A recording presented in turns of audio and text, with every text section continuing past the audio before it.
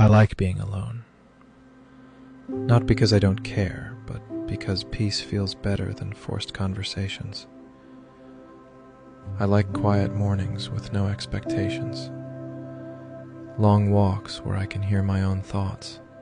Moments that belong only to me. Once I feared silence. Now I crave it. Because when you stop needing others to fill the emptiness, you realize it was never emptiness at all. Just space, waiting to be understood. Solitude isn't loneliness, it's clarity. And in the quiet, I finally met the person I was always searching for.